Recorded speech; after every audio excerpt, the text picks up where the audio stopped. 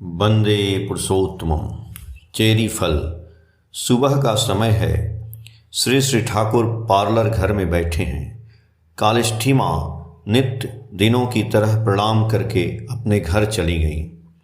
कुछ देर बाद ही बड़बड़ाती हुई लौटकर आई और ठाकुर से बोली, ये देखिए ठाकुर, सुरेश साहा, कालिष्ठी माँ का तृतीय लड़का जो एक मानसिक रोगी था, क्या पागलपन का काम किया है। सभी लड़कों को रूम में ताला लगाकर चाबी अपने पास लेकर इधर उधर घूम रहा है। सुबह का समय है, लड़के बच्चे सभी कैसे पेशाब पैखाना करेंगे। उनके घर में उस समय बाथरूम पैखाना रूम से दूर हुआ करता था। कितना समझाया हूँ पर मेरी बात ही नहीं मान रहा है। चाबी पॉकेट में रखकर आराम से इधर उधर घूम रहा है।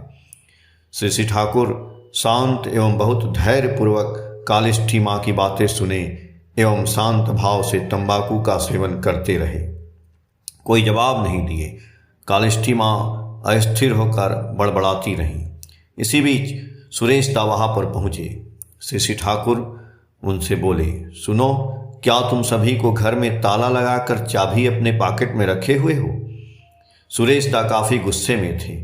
संभवतः घर में कुछ वाद विवाद हुआ होगा। वे बोले, मैं उन लोगों को चाबी नहीं दूंगा, जो करना है करें। कालिष्ठी माँ परेशान होकर श्री श्री ठाकुर की तरफ देखती हुई बोली, सुनिए ठाकुर क्या कह रहा है। श्री श्री ठाकुर नीरो होकर तंबाकू का सेवन करते रहे। सुरेश दा बड़बड़ाते रहे। उपस्थित सभी लोग यह दृश्य देख रहे हैं। कालिष्ठी माँ लगातार ठाकुर से सुरेश दा के पागलपन व्यवहार से परेशान होकर उसका समाधान चाह रही थी, लेकिन श्री श्री ठाकुर के चेहरे पर कालिष्ठी माँ के परेशानी का कोई प्रभाव ही नहीं दिख रहा था। ऐसा लग रहा था कि मानो कालिष्ठी माँ की परेशानी से उनको कोई परवाह ही नहीं है। वे कुछ भी नहीं कर सकते हैं। जिसके घर की परेशानी है वह स्वयं इसका समाधान करे, लेकिन जो महाचैतन्य अधीश्वर हैं, जगत संसार के छोटी छोटी बातें भी उनके नज़र से बाहर नहीं रहती हैं। थोड़ी देर बाद यह बात समझ में आई।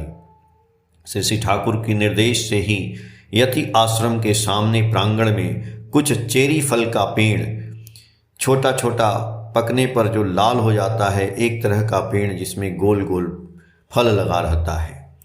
पेड़ में चेरी फल पकना आरंभ हो गया था।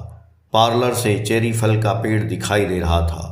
कुछ समय बाद अचानक ठाकुर सुरेश दा की दृष्टि आकर्षित करते हुए बोले, देखो तो चेरी गाज में जो फल हुआ है उसे चख कर बताओ तो मीठा है या नहीं।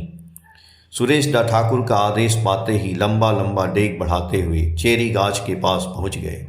कुछ ही देर बाद चेरी फल खाते खाते आकर बोले, जी चेरी फल मीठा है। इतना कहकर पॉकेट से चाबी का गुच्छा निकालकर ठाकुर के सम्मुख उपस्थित कालिष्ठी माँ की तरफ फेंक कर बोले, लो अपना चाबी। उसके बाद एक तरफ जाकर चुपचाप बैठ गए। कालिष्ठी माँ आश्चर्यचकित होकर पूरी घटना देख रही थी। उपस्थित सभी सोच रहे थे कि श्री श्री ठाकुर का ये कैसी ट्रीटमेंट चिकित्सा है। क्या से क्या हो गया। सामान्य एक दो चेरी फल खिलाकर ठाकुर एक पागल के पागलपनी को कैसे दूर कर दिए। ऐसा ट्रीटमेंट तो सिर्फ ठाकुर ही कर सकते हैं। प्रिय परम से पृष्ठ संख्या 21। जय गुरु।